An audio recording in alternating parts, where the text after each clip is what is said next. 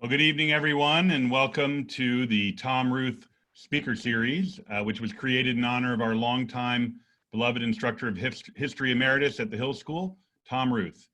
Tom taught at the Hill for 33 years and passed away in February 2016. It is May 5th, Cinco de Mayo here in Pottstown, well, pretty much everywhere. And we've got one of our most entertaining guests yet, Peter Schaffer, class of 1980 here at the Hill. Peter is president, CEO, and general counsel of Athletix, LLC, and he's been a certified NFL agent for 25 years. He's negotiated over $1 billion in contracts and has had the honor of representing such Hall of Fame greats as Barry Sanders, Jerome, Bettis, and William Roaf. In addition to players, Schaffer counts numerous NFL coaches and general managers and national sports media as his clients. He has been named top 5 agents in the NFL by Street and Smith's Business Journal. In addition to being an agent, Schaffer is highly regarded as an expert on the business of sports, appearing on ABC Nightly News, Fox Sports, The Dan Patrick Show, HBO Real Sports, and 60 Minutes. He's also co-hosted shows on KFFN Denver and Altitude Sports Network. His thoughts on the NFL can be read regularly in his national column for the Washington Post, Inside the League. He has served as a professor of sports law at the University of Denver and has lectured at Tulane University Law School, University of Colorado Business School, Johnson & Wales University, University of Colorado Law School, and the University of New York-Cortland, among others. And so what did Peter look like at his days at the Hill? Well, now, Pete, I'm gonna let you comment on this here just a moment. I'm gonna put you back here as a panelist and unmute you. What do you think about this, Peter? I think the statute of limitations should have run on that picture 30 years ago. That is some serious hair. We didn't have a lot of money for barbers back then. It looks like a coronavirus haircut. You know, it's you don't have anyone cutting your hair back then. And that you know, you barely had a neck back then, Pete. The collar is like loose. Looks pretty good. Well, I would imagine that that was probably Greg Salomon's shirt I was wearing, and he was much taller than I was. Didn't have your own shirt for the picture day? I believe there were about 5 of us in 2 rooms and pretty much a community sharing closet we did. Got it. Well, varsity hockey, varsity lacrosse, law club, a little bit of a future view there. Student activities committee. What is 1776? Do you even remember? That's the play, 1776. Okay. I think I was the Reverend John Witherspoon. Early on acting career. And then the reception committee. We talked about the reception committee with our last guest. That was sort of like a head tour guide, right? I was an assistant, I think. Okay. Here we have some other pictures. There you are in your Bacharach Classic helmet playing lacrosse. I know which has been a lifetime pursuit for you. Something going on there with your an ankle bracelet of sorts there with a bandana on your ankle. Nice. Yeah, that stems from running with Mr. Eddie at senior T, where I was put on final probation for not wearing socks to senior T. Oh, okay. So that's your version of a sock. That was, I think, was more of the rebellious part of saying, why am I being put on final probation for no socks? But Mr. Eddie, you know, looking back, just like with Mr. Ruth, the one thing they really, you know, instilled upon all the students is just the desire to be really good people, good students, and good classmates. And so while we made fun of it probably and laughed about it, they were very successful, and it's, you know, it really sort of framed me for the rest of my life, going to college, going to law school. And so at the time it was a pain in the butt, and we laughed about it. You know, we do appreciate all they did for us. Now, who are the 2 gentlemen in the picture with you there? Do you recognize them? Yeah, that was my roommate. One of my roommates, Willie Gale, was the other one, and Pat Hartman. We had a threesome in upper school. I don't know how. We got a threesome, and Jody Moore and Greg Salomon were right next to us, and Mr. Benzinger's hall. So it was sort of like, that was a precursor to either whether Seinfeld's room or Cheers, either one. But it was basically Seinfeld. That door was opening up all the time. And this picture on the bottom left makes you look quite scholarly. You're standing there in the Saunders room with the, you know, the stairwell up to the Honor Council room. I don't know if you have a very important looking book in your hand. Yeah, I don't know. I think that was probably my way of trying to show people that I got an education at the Hill School, and which I did. I don't know the backstory on that one though. That's for sure. Well, Or I don't remember the backstory. I'm sure there was one though. Got it. Well, we're glad you're here tonight, Peter. I'm wearing my most casual Tom Ruth attire for tonight. I hope that's okay with you. Oh, and in these days and era, I'm wearing a T-shirt, and I haven't gotten dressed up now in 8 weeks, so I understand that. Oh, the Tom Ruth speaker series is at least giving me incentive to shave on a regular basis. So, well, my 15-year-old's trying to do his coronavirus mustache. We're going to see how that works out. He's going to need probably, unfortunately, another 3 months, so I don't know. But I appreciate y'all having me on, and I look back at the Hill School as some of the most formative 2 years of my life. I went there as junior and senior, and I tell people all the time, college was a breeze after going to the Hill School, and law school was even easier after the Hill. I mean, the professors like Mr. Maynard and Mr. Eddy, and of course Mr. Ruth, they busted our chops, but it was for a reason. And any student who wants to get a great academic foundation, that's a great place to go. So, Peter, where were you from when you first came to Hill? Where were you living as a student at that point? I'm from a small town in upstate New York, right south of Syracuse, Cortland. My mom was an art history professor there. My father was the director of admissions at State University of Cortland. And I had gone to Cortland High School all the way up through. And there came a point in time about my sophomore year that I realized that, public school in a real small town wasn't going to get me to where I needed to go. And so I applied to 3 prep schools, one in New Jersey. I forget it. They have Red or something. I forget the name. Yeah, I'm not sure. It's not a very good school. I don't know much about it. Yeah, I've come to find out that it's like a junior college of prep schools. So I really sort of watched that out of my memory banks. Petty was the other one in the Hill School. And my mother and I, we went on a weekend tour, and the Hill was the last one we went to. And it just had a different atmosphere to it. And so it became a very easy decision at that point. And I'm glad I made it. Now, Cortland is a well-known area for lacrosse. My recollection is Bill Tierney was a student Cortland grad. Rode the Pine, I think, there for a while. You must have had a lot of friends from that area. So in 1972, when I was probably 10 years old, Cortland State played in the as a Division III team school in the Division I championships and beat Navy in the quarterfinals. Bill Tierney was on the team. A ton of coaches were on that team. Tony Seaman, and I was the ball boy for that team, so I remember it well. And actually, Andy Shea, who's the head coach at Yale, is a Cortland High School graduate. So there's a lot of lacrosse in upstate. One of the things that drew me to Hill School was the lacrosse and the lacrosse program. And actually, that's how I got to Franklin and Marshall, because Coach Lane had gone to Franklin and Marshall, and he pretty much made it clear that I only had one choice in colleges, and I had to go to Franklin and Marshall. So now, was Harry Price also one of your coaches here at Hill? No, I think I missed him. I think he was there before me. He took a couple years. And he went to Lehigh to get his master's degree and came back. Yeah, I think that's right. And that's when Coach Lane was our coach, right? Yeah. And for the 2 years, and I think we were ranked, in the top 5 in the state both years, or certainly our senior year. Now, pretty unusual in those days to come as a fifth former. How many new fifth formers were there when you arrived? Do you remember? Gosh, there was maybe a baker's dozen at the most. Most of the people that had come there were people that were reclassifying, so they were taking fifth form over, but true fifth formers, there were not a lot. And I didn't even, no one even mentioned it to me, but we came in, and the first couple months it was a little hard, because all the people that had been there since third and fourth form looked at us as the newbies. And once we got through the pledging process, we were fine. Now, you mentioned Tom Ruth as one of your teachers at the time. Obviously, this series is named in his honor and has endowed this speaker series.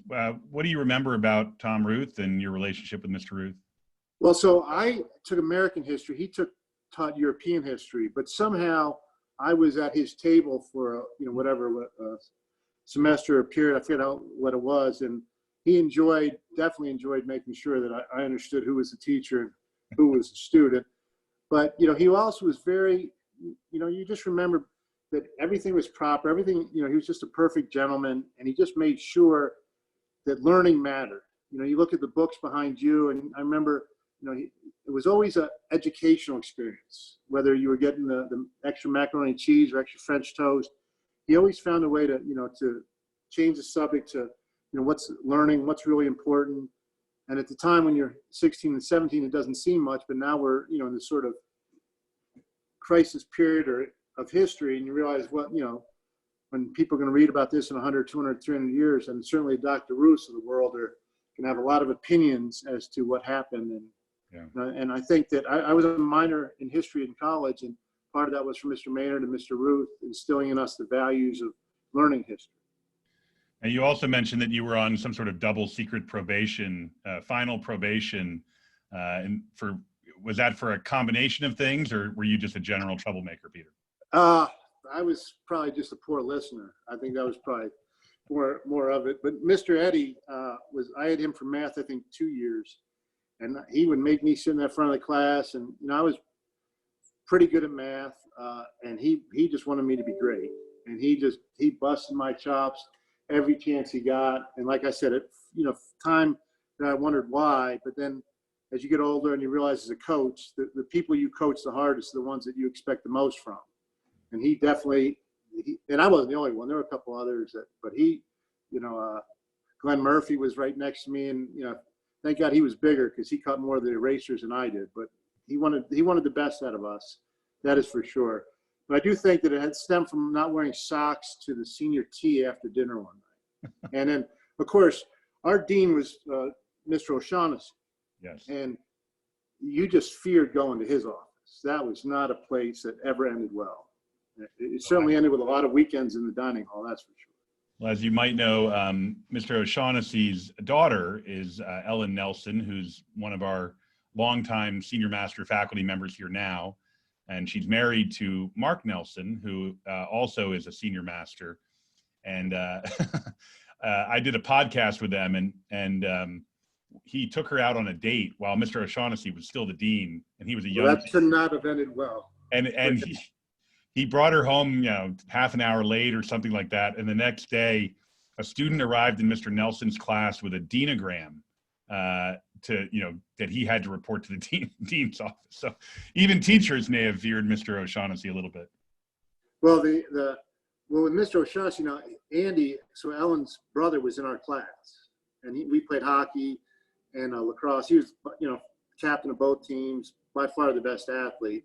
So I think he gave us a little bit of leniency only because Andy was in our class and we were teammates, but he was definitely had a firm hand, that's for sure. Yeah, well, glad to hear it. Obviously, sports played a major role in your life as a student in high school, I'm sure before high school, into college, and I know you have continued to play Masters lacrosse at least until recently. I assume you're still playing. We're still playing. Yeah. So at what point did you decide to make sports part of your career? Did you know that was going to happen early on, or did you wait until law school, or was it after then? Well, in law school, I took some classes on sports and or entertainment law, and it was a little bit of a fascination. But when I came out in the late 80s from law school, there weren't a lot of careers for lawyers in sports. And so then I decided to take a job at a litigation firm after law school for 1 year, which allowed me to move to Denver. It was when I moved here to Denver that I decided that I wanted to try my hand in the sports law area and in the representation business. So it was 1987. Really something that, if you're going to ever do something, I try to tell young students, a lot of Hill students have called me, get the education, get a foundation as in employment world. And if you're going to if you're going to take chances, it's a lot easier when, you're single and can live on macaroni and cheese every night, and it doesn't bother you than it is when you have a family. So we took a chance. I'm noticing a macaroni and cheese theme tonight. Oh yeah, there's nothing wrong with macaroni. I could teach you how to make macaroni and cheese like 77 different ways. Oh yeah, hot dogs or sausage, little red pepper. Oh yeah, we knew it all. That's for sure. And so it was 1987 that I started my own sports firm. And, 2 years later, I was very fortunate to have in 1989, which is considered one of the top 5 drafts in the NFL, to have Barry Sanders, who went number 3 to Detroit, and then Steve Atwater, who went 20 to the Broncos, and both, had pretty good careers. Steve was put into the NFL Hall of Fame this year, and Barry back in 2005 with some guy named Elway. So have you pretty much exclusively done football, your whole sports agency, players, coaches? I know you've done some lacrosse, but that's pretty minor. Well, I've got a bunch of guys on the PGA Tour. I've had guys in the NHL. Tried to get into basketball in the early 90s, and then because of my passion for the creators game and for lacrosse, I do help out as many professional lacrosse players as possible. And, because, I do think that lacrosse has been very beneficial to me in my life and my growth as a person. And, so I like to give back to lacrosse as much as possible and, in any way possible. So I help out the players in the MLL, the PLL. There's calls going on right now, Zoom calls on where the PLL is going to play, as we talked earlier. Yeah. So there's someone along the way told me that you may have been the basis for Jerry Maguire. Is there any truth to that? Is there a little bit of truth to that? No, I doubt that. They were probably, they were looking to make money on the movie, not lose money. So, usually if you want a movie or TV show to, to lose ratings, and then they call me. Like I was in a TV show, I think it was 2016, called The Agent. Yeah. In which they followed me around for a year, and then they had 10 episodes in this. I think it was the fall of 16, maybe. Okay. And that was an interesting experience to have cameras follow you and my family around, and to realize, that how they make TV and that they were looking for something, I think, from me more along the line of Ballers than what they got, because they just got, boring old me, and they were looking for more champagne and strip clubs, and they got a lot of health clubs and hard work. So, but did Hill School get any mentions or T-shirts or anything like that during that? Just wondering. I think there was mentions at Hill School. I know that they filmed us at a Masters lacrosse tournament in Florida. We had a couple Lawrenceville guys on our team. I'm trying to think, if Greg Salomon was there or not, but we try whenever possible to throw some Hill School references in, that's for sure. So you mentioned Barry Sanders as one of your first clients. How did you, what was your big break? You went out on your own, you started your own firm, pretty young, pretty inexperienced. How do you get someone of that caliber as a client with lots of big agencies probably chasing people like that? Right. Well, a lot of agencies were chasing them. So what had happened is you start in the business and you, I think our first draft choice was an 8th round draft choice in '87, which goes to show you that they don't even have 8 rounds anymore in the NFL draft. That's how long ago it was. And you hope to get a player that does 2 things or 3 things. 1, of high character, 2, that's going to make it. And then 3 would be someone that someone else would look up to and say, well, if that person made the business decision to go with Peter, then maybe it would be a good decision for me. And so there were a couple players, a guy named Mark Duckins, who had played at Wichita State, and Barry was from Wichita, and so he had gone to high school with Barry. And then a guy named David Tate, who had played at Colorado, and he was an 8th round pick. 8th round pick of the Bears. And so when we brought Barry out for his visit, David went out with us, and David just had a very engaging personality, and he helped close the deal. And Barry and I became very close, and because I think a lot of the agents were showing him on all these big falutin ideas and shoe deals, and he's just a very genuine person that was looking for just a genuine relationship as opposed to a bunch of fluff. Yeah. So you've been in the business for well over 20 years, 30 years. What have you 30? This is my 33rd. 33rd year. Okay, so big celebration this year. I tell people I started when I was at Hill. Well, pretty much. What have you seen change? I mean, obviously the sport has changed, the media has changed, but from a sports agent perspective, what has really changed the most in terms of, is it still very relationship driven? Is it much more legal now? Is it? Well, I think that you see it on your own, which is, you know, part of the challenge, right?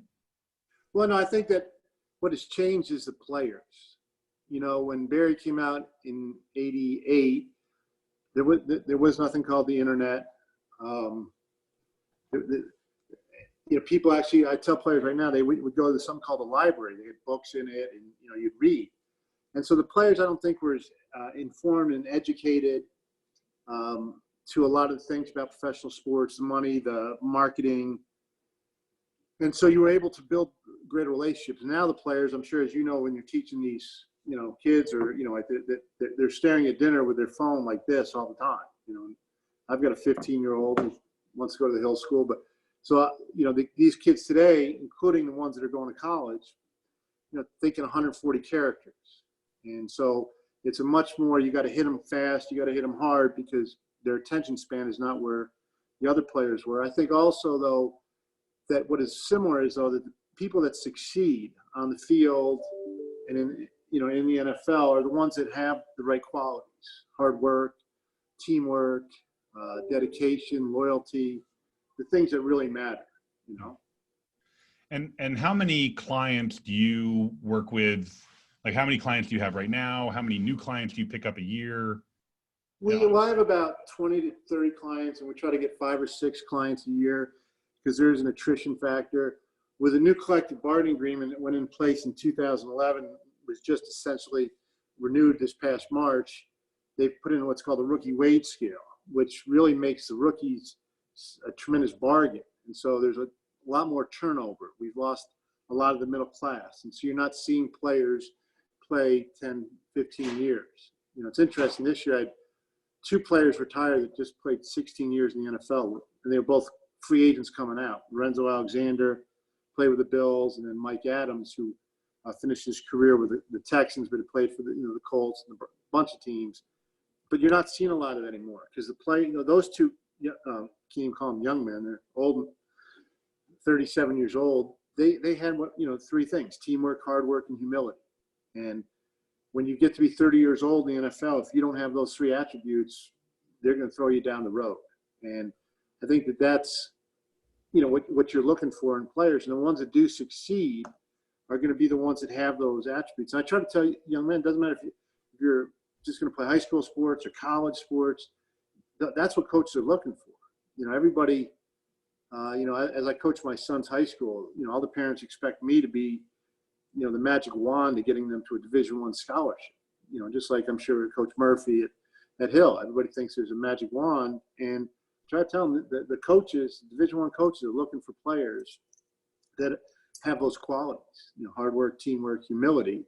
And it doesn't matter what level, that's what's going to carry the day. And yeah, you can get a guy like Ocho Cinco or Ryan Leaf or whatever, and their incredible talent will get them drafted and might get them to a second contract. But at some point, they're either going to implode, or you say it's just not worth having him on in the program. So Peter, the last time I visited with you in Denver, I happened to set up my appointment to visit you at your house on a Sunday afternoon in the fall. And I walked into your home office, which is probably the room you're in. And Yep. You had, I don't know, 2 or 3 TVs going. You had at least 3 cell phones going. You were talking to players as they were either going out on the field or coming in from the field, maybe even at halftime. I mean, you're part agent, part like manager, part support and mentor. I mean, this is not just a contractual obligation. You're even a parent to some of these players, right? Because you're getting them through difficult times. You're giving them advice. Where does the job start and end for you? Well, let me see if I can do this here, because I am in the home office. So Okay, not much for you're TV, going on a but tour. let's do This is our first tour. Yeah, on this the is a live tour. So right here, so we have, of course, some ESPY awards and some Emmy awards. That's the scouting computer here. This looks like. Back. Peter, I'm not sure this experiment's going to work, but we're trying. we're trying, right? So this looks like the NFL MVP trophy right here. Okay. Is that, you got it? I got it. Yeah.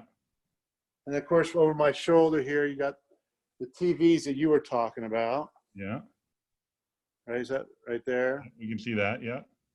Yeah. I'll try to bring it here. This looks to me like the Rookie of the Year trophy here. Yeah. You can see that.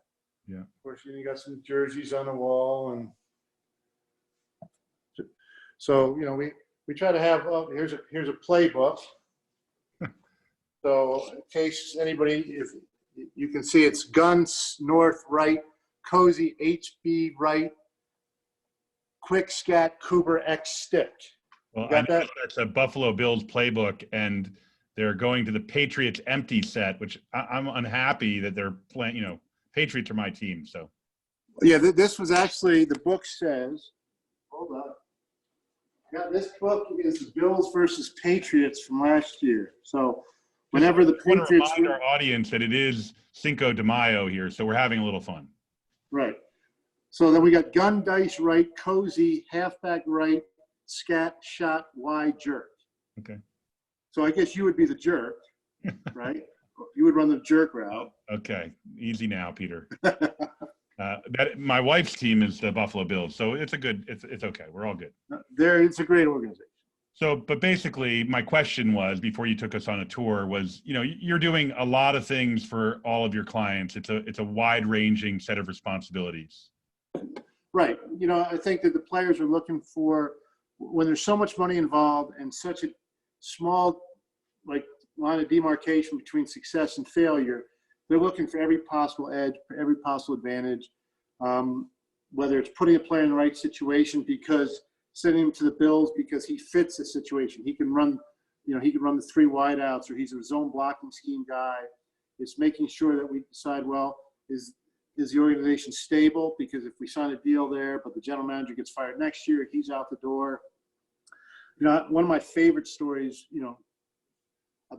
involves the Pittsburgh Steelers, of course, because Pottstown and a lot of Steeler fans, mostly Eagle fans. But I had a player back when Marvin Lewis, who was coach of the Bengals for all those years, was the linebacker coach for the Steelers. His name was Chad Brown, and so he gets drafted by the Steelers, and they ran a 3-4. So they have four linebackers. One was Kevin Green, Greg Lloyd was on the right side, Levon Kirkland was the other inside backer, and Chad was a second-round pick. And he calls me up midway through camp and says, "Peter, you better find me another team because the Steelers are going to cut me."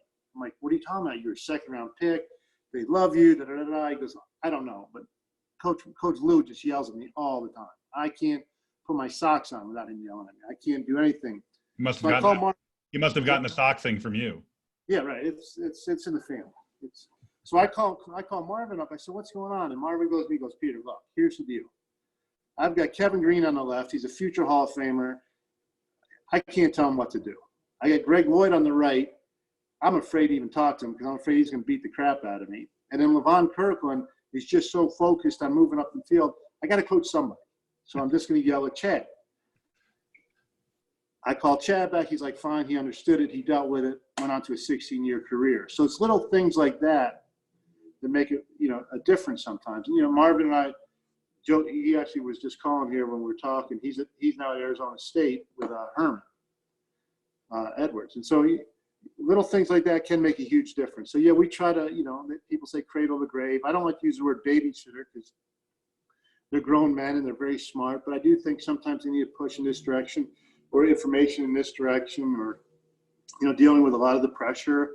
I've been fortunate enough to go to the green room for many drafts. I remember one draft, it was 2011, and one of my Hill classmates I've mentioned already, Greg Salomon, had just come back from a tour of duty in, I think, Iraq. And I, as his sort of gift from an appreciative nation and our class, I said he can come with me to the green room. And so he came, and I forget which hotel we're at, right by Radio City. And he says, "All right, what we need to do." And I gave him this whole list, and I came back from a meeting, and he said, "I got the CP all set up for you, General." He had the command post set up, the computer set up, just like you see here, but in the hotel. And then, he was there with us when the players got drafted in the green room. And it was nice to be able to, give him that experience because he had earned it by, doing his service to our country. Now you're using a lot of. I'm a former college football player. My son plays college football. I know you played football and lacrosse. For some of our younger listeners here who are thinking about maybe a career in sports or as an agent, how important is it that you know the game inside and out? Well, I don't even think it's for an agent. I mean, whatever profession you're going to go into, you better know more than your opponent. Yeah. Doesn't matter if you're a salesman, a doctor, a lawyer. The idea is to study, and we now have that at our fingertips, the internet, and you can Google and read and just explore, and that's where history comes in. You want to read, when I got in this business, I read the book from Lee Steinberg and Bob Wolf, who was one of the first agents in the business, represented Joe Namath. You want to find out what matters. Now it's a lot easier because you can get information, but you want to, I got playbooks here, we got draft stuff here, contract stuff here. It doesn't really matter what profession you're in. You want to be the best, you want to be the most prepared, and you want to, we have an expression that says we don't look for easy. Yeah. And it's on the back of our t-shirts. And that's why I say there's no easy way to succeed. I want to ask you one more question about your job as a sports agent, then I want to switch to COVID-19. But in the wind up here, I mentioned that you've also represented a lot of coaches. It's a two-part question. Have any of those coaches been former players that you worked with who then went on to a coaching career? And how do you navigate the conflict when you've placed someone as a coach, when you're representing a coach, and then you're negotiating with that team for, one of your other players? Well, a lot of the coaches I did represent, and they've become great coaches. Others have been referred to me at word of mouth. The conflict doesn't really come with the coaches because they're not negotiating contracts. The conflict comes when you represent someone in the front office, general managers or contract people. And in most cases, the best way to avoid the conflict is, of course, full disclosure and let everybody know what's going on. But it is definitely a slippery slope that, that happens in football. They have outlawed that in other sports. But at the same time, representing coaches and general managers gets me information and a unique insight into the closed sort of society of the NFL that can help my players, like the ability to get these playbooks and the ability to get scouting information, to know, you look at a couple players right now that are dangling in free agency, Clowney and Cam Newton, and maybe they outpriced themselves because they thought the league thought of them in a different level or different sphere. Clowney thinks he's a $20 million a year player. Clearly, that's not what the league believes. And so to have the access to talk to the scouting directors and general managers, to know where your player fits into the giant scheme of the league is critical. All right, well, let's switch gears and talk about where we are now with professional sports. A lot of our listeners are current students at the Hill. Others may be alumni who have children that play sports. We're all wondering about the future of sports as fans, as athletes ourselves, as parents of athletes. A lot of our young people lost their spring season, are facing the potential of losing summer competition, and even, the fall is uncertain for our college and high school athletes. The pros are, I've read about what the NFL is doing. I've read about what the PLL, Professional Lacrosse League, are doing. NBA is on hold. So what's sort of the general theme that you're sensing here about the future of sports and how we're going to restart professional and maybe college and youth sports? Well, the first thing I want to say is, because like I said, I coach my son's high school lacrosse team out here, is that, I really feel for the seniors, the high school seniors, the college seniors, the seniors at Hill School. That I remember back to my senior year as one of the fondest and best years of my life. And most of it was, I'm talking about at Hill School, most of it was because of playing lacrosse and being there with, Willie Gale and Andy O'Shaughnessy and Ian Douglas and a bunch of, the friends that are now lifelong friends. And to have lost that, I really feel for those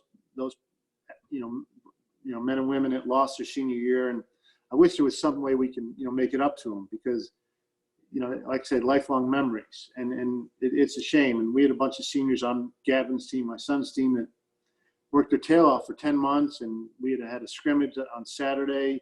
We had a practice on Thursday. And then they pulled the plug on us the night before the first game. Didn't even get a game. So, I think that we're in this new world and this new world order.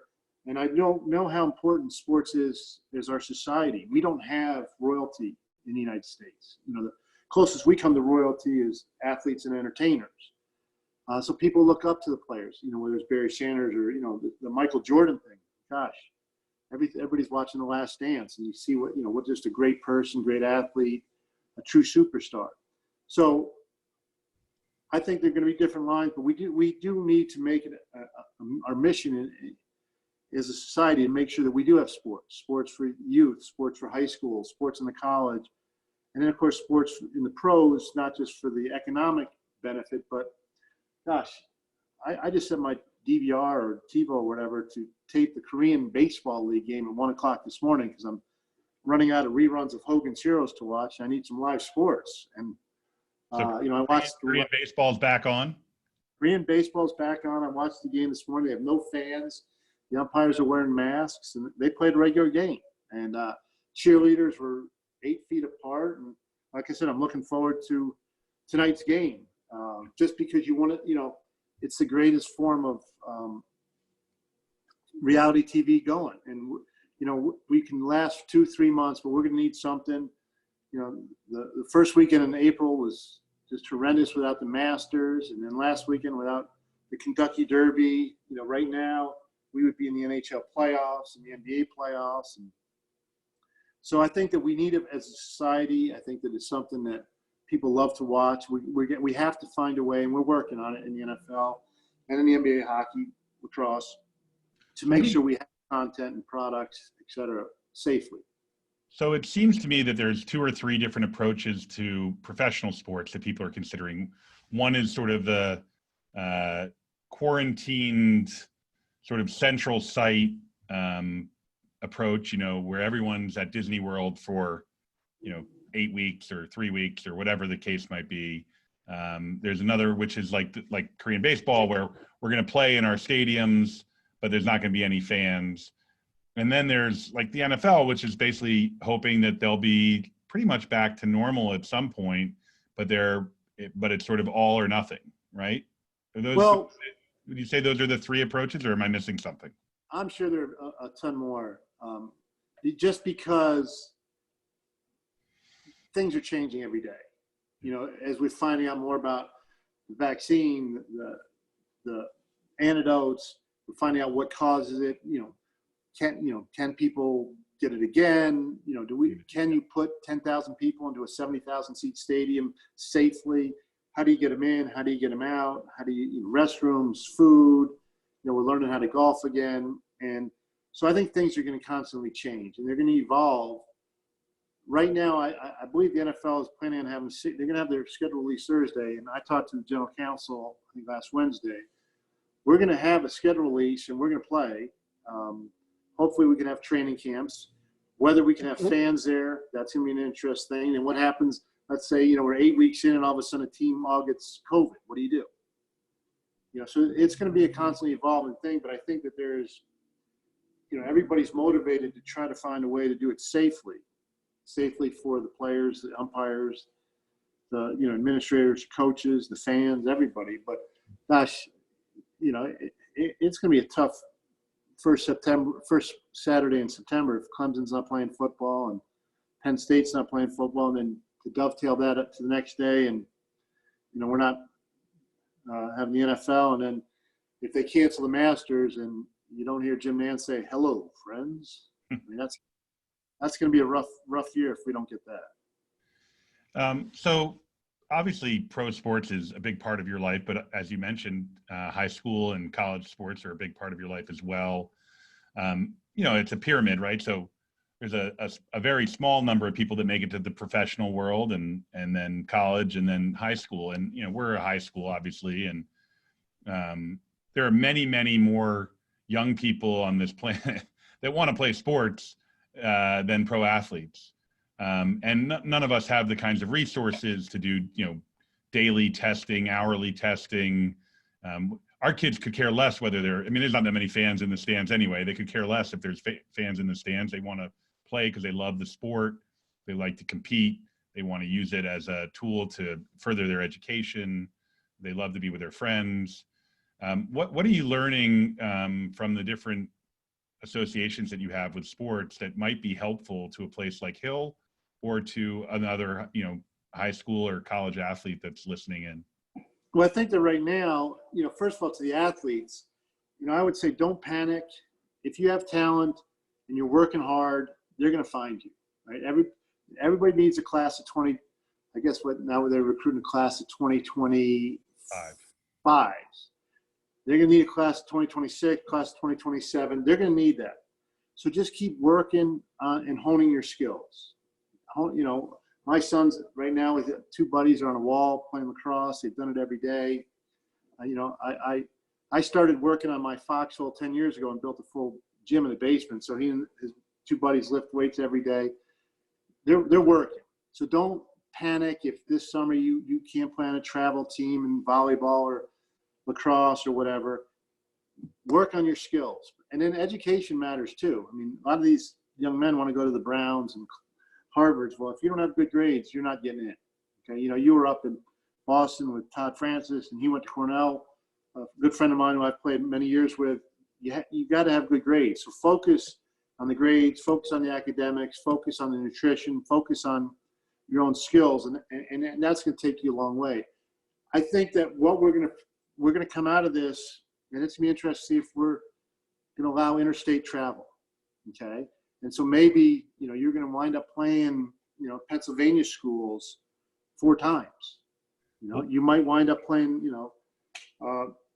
it might not be a Lawrenceville this fall because, you don't want to go into New Jersey. And so we're going to have to modify schedules. We're going to have to modify competitions, probably modify stands, fans, but we have technology, who would have thought 30 years ago that we would have such a Zoom. We had a Zoom on the 1980 Hill guys. There were about, I guess, probably 15 the other night. All across the country, one even overseas. So you'll probably have, Periscope games so the parents can see the games live, put them up on the web. Referees, we have to deal with referees, make sure they feel safe. How do you bring them in?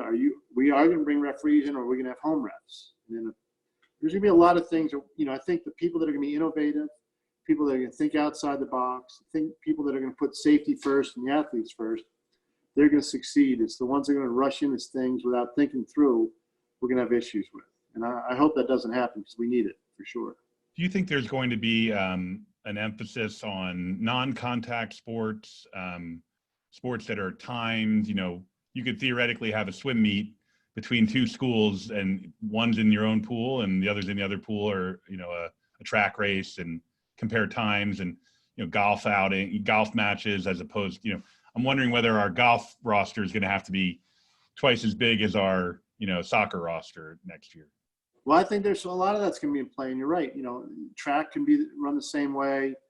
We had a lot of those issues this year in the pre-draft.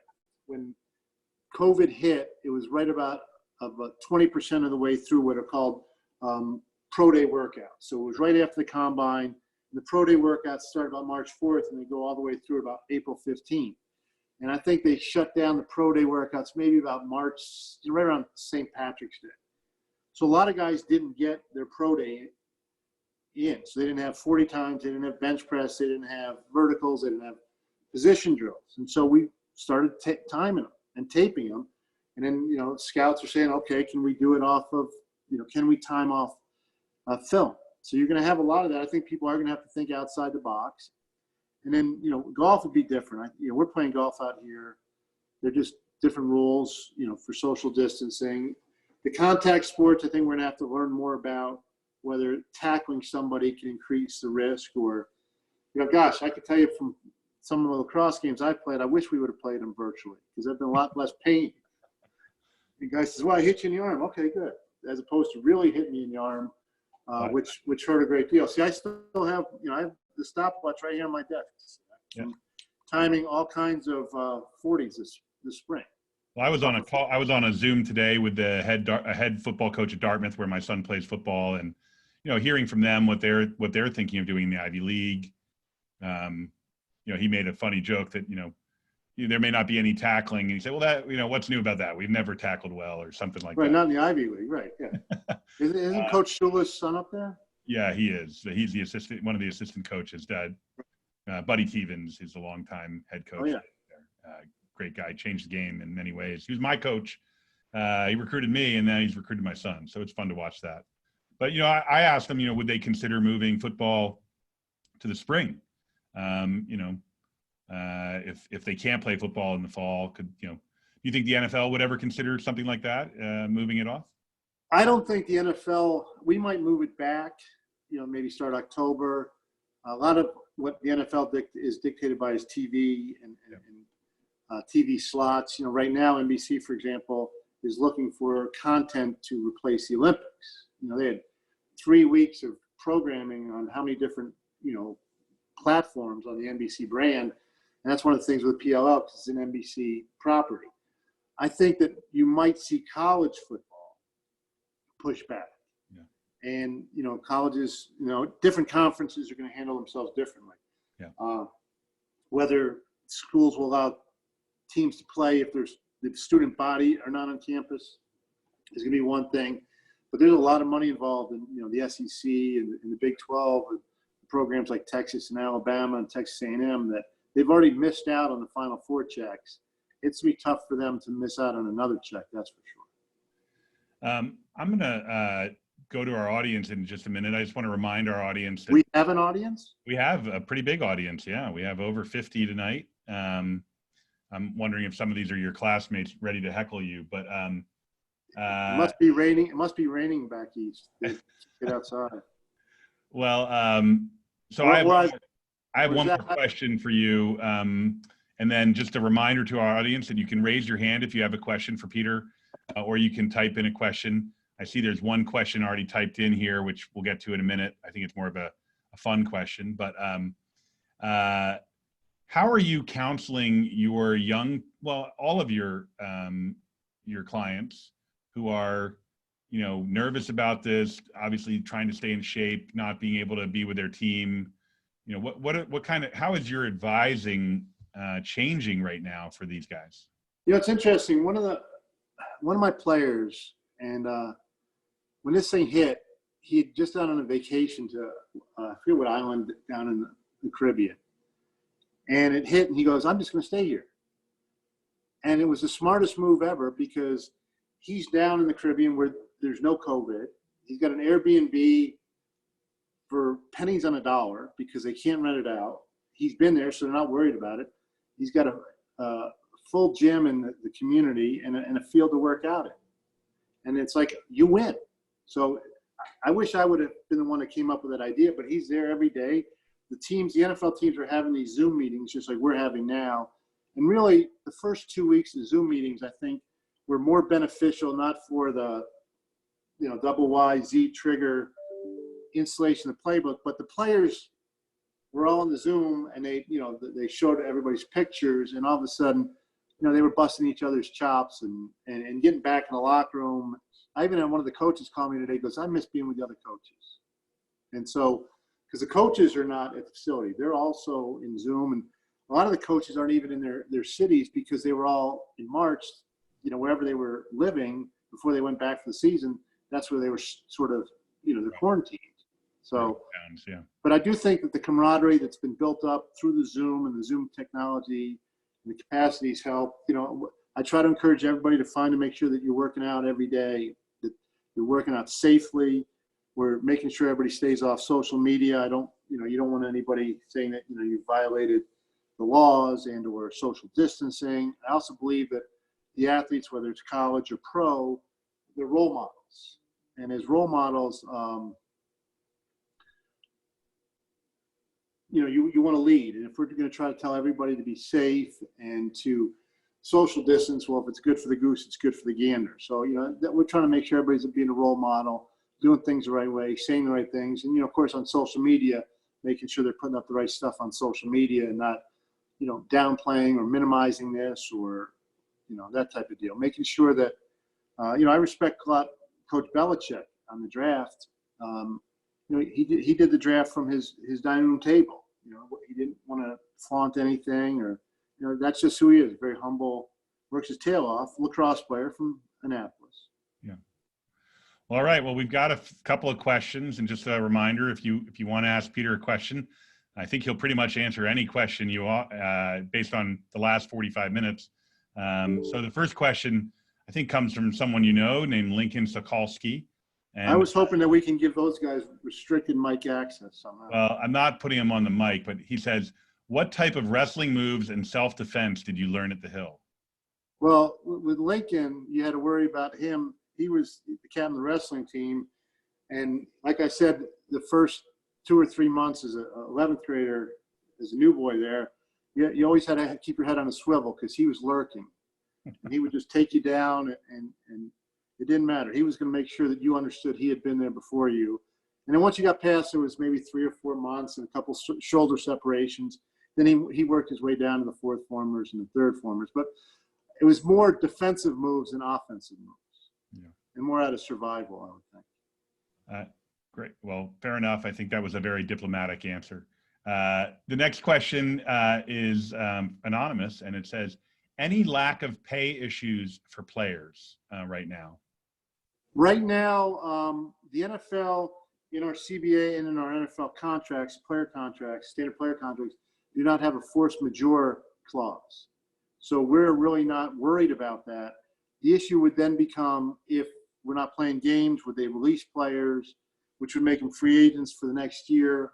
But right now, the teams have been paying the players what's called their per diem for their off-season participation. Players who've signed contracts in free agency and or the draft, they have not received their signing bonuses until they pass a physical. The requirement of receiving signing bonuses through a physical. So the ones that have, like Tom Brady, they arranged to have his physical in New York. So if he had a signing bonus component in his contract, he's received it. The players that have not passed physicals, the teams are sort of holding back. And, teams are having cash. I'm not saying they're floundering, but they have not received their season ticket money yet. Normally, as a season ticket holder, you pay in March, and teams have pushed a lot of that back. So I think there's some cash flow issues to that extent.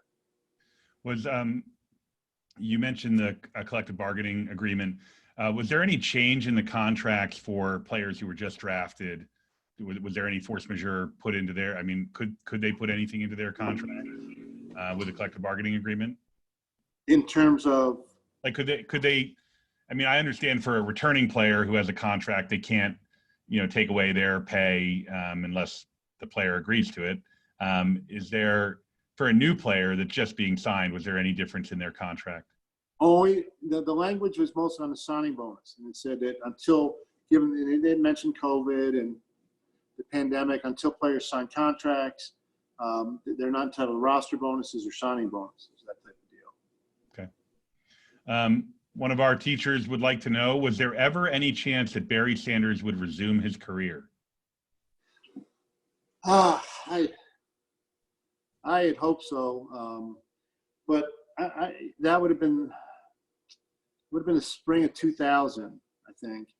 And he had told me after his last game that he was probably done. And I had mentioned to him that, anybody who turns 30 in the world of professional sports, you start to question how much more you have. Is this last year? And it's an ongoing process. And I said, why don't you wait till February or March, let the body heal, spring, April showers, bring May flowers. And, like we're having right now, everybody sort of wants to get outside and maybe you'll feel better. And about April or May, well, I think he and I had gone to Europe maybe that spring together. And we didn't talk about it. And then April or May, he still had the same feelings. And then in July, he just called up and said he was done. And it was just, he was just never, and he was 1,400 yards away from the all-time record. He was never motivated by money. He wasn't motivated by fame. It was he was going to do it as long as he was enjoying the game and the sport. And the passion for the game, the love of the game just got outweighed by the burdens. And maybe it's not an easy position, Zach, as playing running back.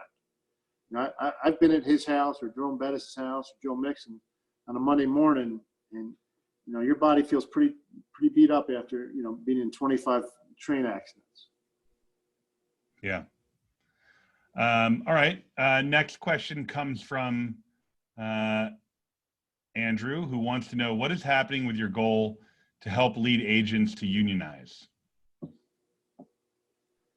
Well, it started about 3 or 4 years ago, and we were having issues with the NFL Players Association and reducing fees and unilaterally imposing work conditions upon the agents.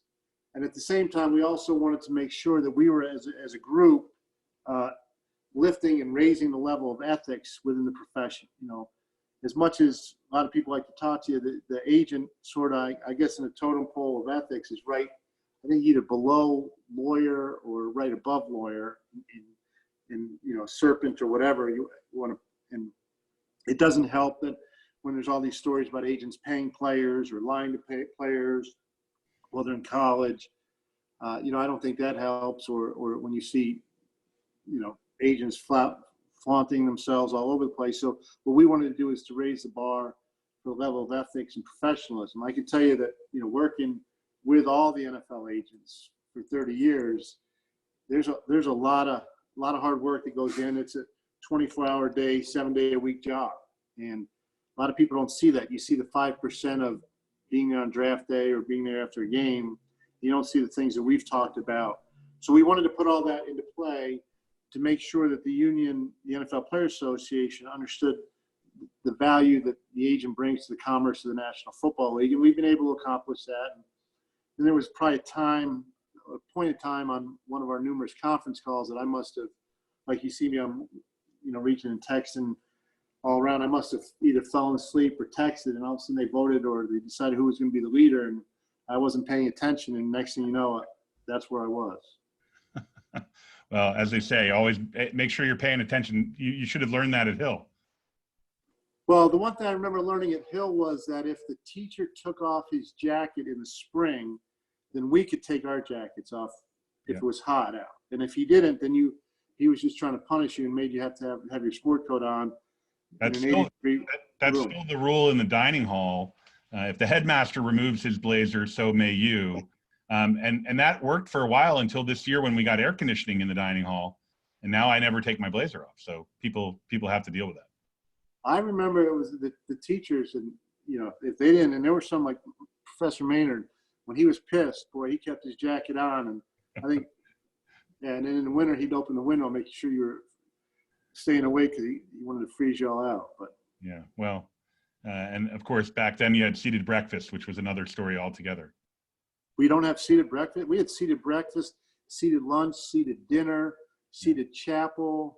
Well, I tell you what, our students would be thrilled to have seated breakfast if they could be back on campus right now. So we'll take that deal any day. Well, I still try to explain to my son what Scrapple is. Well, we can send him some if he'd like. I think you could send him some. I don't know if he would eat it. He would look curiously at it as to whether it was what was in it. And I said, you don't want to know what's in it. That's just put a lot of maple syrup on it. We also had, as I recall, there were waiters with the seated meals. Yeah, we still have waiters. Really, I remember being a waiters. junior or fifth former on the lacrosse team at the lacrosse table, and they would make us. I think it was Ian Douglas and I, because we were the attackmen. We had to sit there almost ready. So when the headmaster finished the prayer, we had to make sure we were first one in the kitchen. Still the same. No changes. Hill's still the same way. You can hear the squeak of the chair after amen.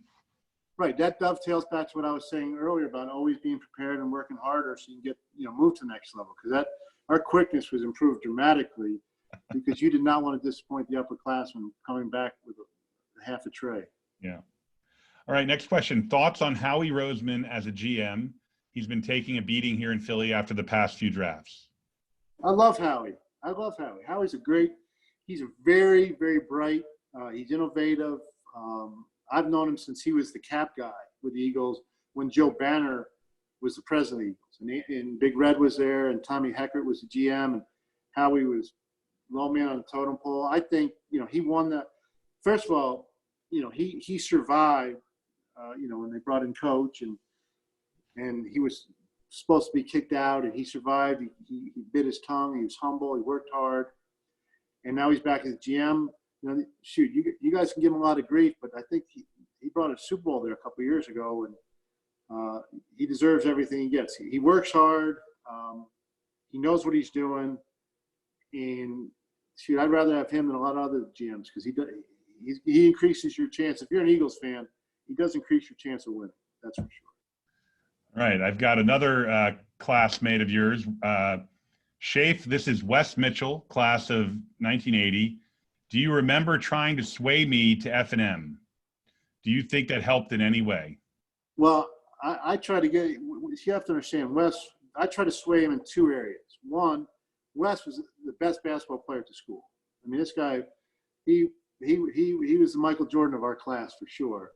And so I wanted to get him to go to Franklin Marshall to help our basketball team. But I think Ian Douglas and we spent the January and February of our senior year trying to get him to come out and play lacrosse too.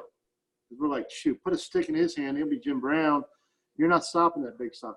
But we couldn't get him out there. He was more intent on spending the spring after basketball playing javelin ball and getting beat up by defensemen. But he would have made a great lacrosse player. And, yeah, we wish he would have come to Franklin Marshall because he was a tremendous basketball player. All right. We have someone raising their hand, which means I get to bring them on live. This is Leon Salomon. Do you remember Leon? Do you know Leon Salomon, let's be specific on this, is a retired 4-star general. Okay, well. And the parent of Greg Salomon and his brother, who are my classmates. But he's a retired 4-star general. Well, Leon is now, hold on. I'm going to ask him to start his video. Leon, can you hear us? Can you hear me? We can hear you. Can you hear us? Yeah. He's also a question I wrote out for Pete, who's a good friend, is how do you do time management? Talk about how do you deal with time management? Well, I think that time management actually started at the Hill School when you're playing the varsity sport and, you're waking up, the first bell was going off at 7:05, and you knew that during that day you had 6 or 7 classes, then you had a race to practice, you had a race back to dinner, you had homework or work to do for every one of those classes. And then, Saturday games, Wednesday games.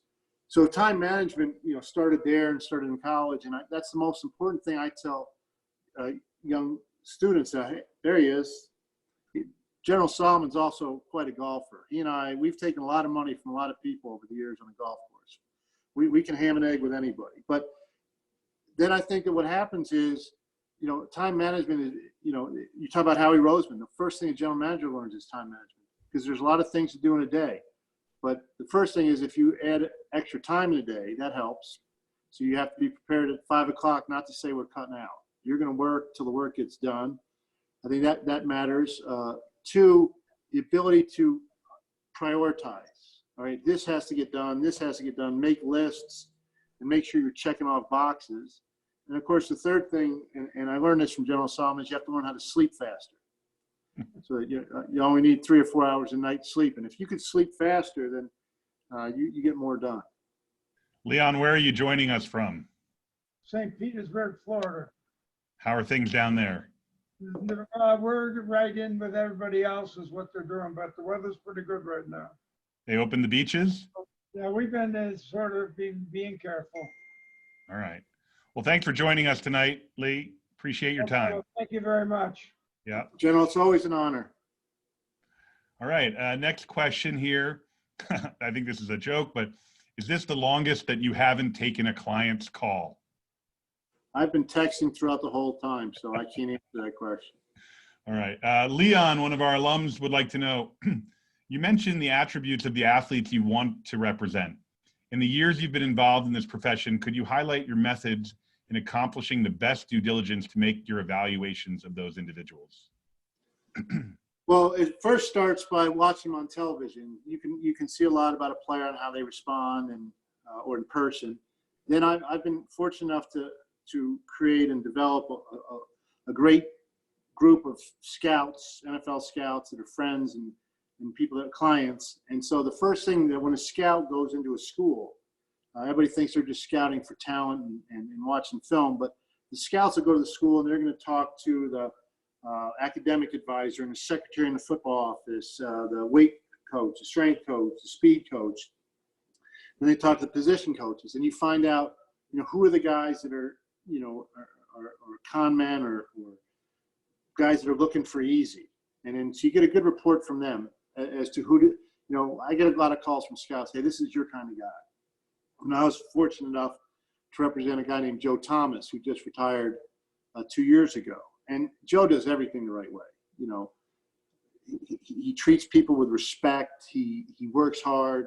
He's humble. One of the greatest calls, Zach, that I ever got was from the general manager of the Browns. And this is maybe in Joe's 8th or 9th year. And you have to understand, he was, 10 straight Pro Bowls, never missed a snap in his career, not just a game, never missed a snap.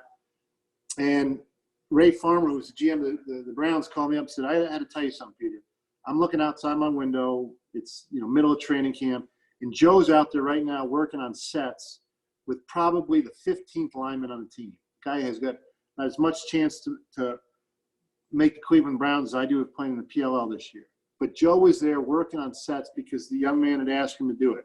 And he stayed after, that type of thing. And that goes a long way that, Steve Atwater, you talk to any one of his teammates when he was with the Broncos, and they'll tell you he treated everybody on the roster, from the first guy who was John Elway to the 53rd guy on the roster, with the same amount of respect, And so it's no different than I would tell all the students at Hill. You treat everybody there with respect. Doesn't matter if it's the headmaster, it's the dean of students, it's your professor, it's the cooks in the dining hall, the people that are cutting the grass and making the field beautiful so that we can have great games. Everybody should be treated with respect from top to bottom. Doesn't matter if you're the first person on the roster or the 53rd. All right. Well, your friend Lincoln. Oh, you've got a clever class here.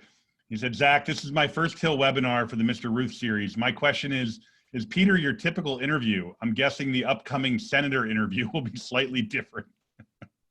I think you have to answer that one because I think you've been great. I appreciate it. It's been a fun interview. I have one more question here, and it looks like one more comment. This comes from Michael Donaldson. What did you major in college? And then he says, your class is proud of you, and I am even more proud of Peter, the wonderful dad. Tank. Well, I'm going to need to get his, obviously, mailing address to send the check to him. The question is, what did you major in college? I was a government major and a history minor because I was going to go to law school. If I had to do it again, I probably would have had some type of analytics minor or statistics minor. There's a lot of analytics that is now, in regardless of whatever you're doing in the world. So the government major I thought was great for law school, but I would have added an analytics at some point.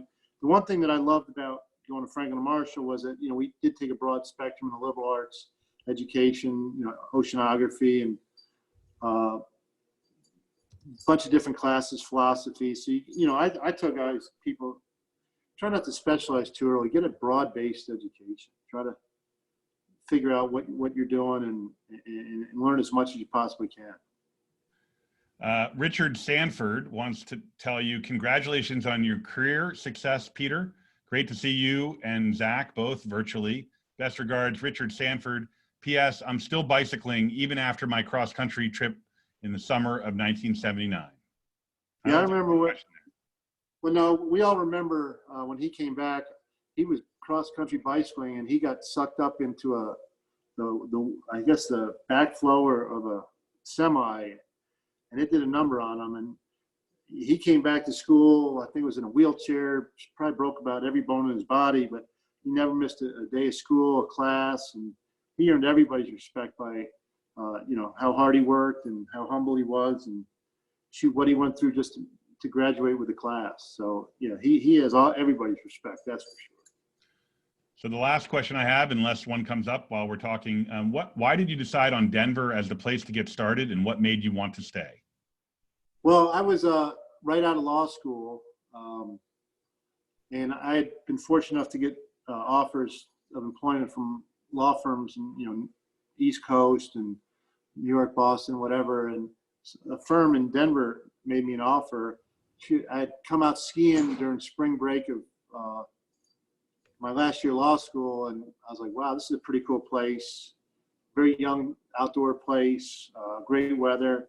So, I mean, if you're going to be 23 and single, this is a great place. And so it was just more of a lifestyle choice. I can tell you one thing, Zach. I've been very fortunate to been asked to speak all over the country at different places, different law schools, colleges. And, usually I'm never nervous because I figure with a Hill School education, I'm probably as smart as most people in the room. But since I went to school with all these knuckleheads, I know that ain't even close. So, I know these guys are all 10 times smarter than I was. So it's a little bit intimidating, that's for sure. Well, there is one more question here, and I think it's a good one to end on, which is, when will your son Gavin start at Hill? He's talking about wanting to reclassify after his junior year here. So that would, take his junior year over. Obviously he was a sophomore this year. He was preseason All-State lacrosse, but we lost that season. So we'll see what happens. He let's talk to Coach Murphy, see how bad he needs a left-handed midfielder. That's for sure. I do actually have one other question. When do you start developing a relationship with a future potential client? We started the draft ended Saturday. We started Sunday. No, I mean, how young in their career? Like, are you talking to college players? We're talking to anybody who's going to be thinking of going in the draft for 2021. Yep. So juniors or second years, third year sophomores, seniors, the whole shooting match. Anybody who's looking at going to next year's draft. Yeah, got it. Well, Peter, this has been incredibly fun, very informative, and I'm going to stay in touch because I think we're going to need some advice from you as we try to reopen our athletic programs here at Hill, and I'm sure a lot of our students are going to want to stay in touch with you as well. So thanks for being here tonight.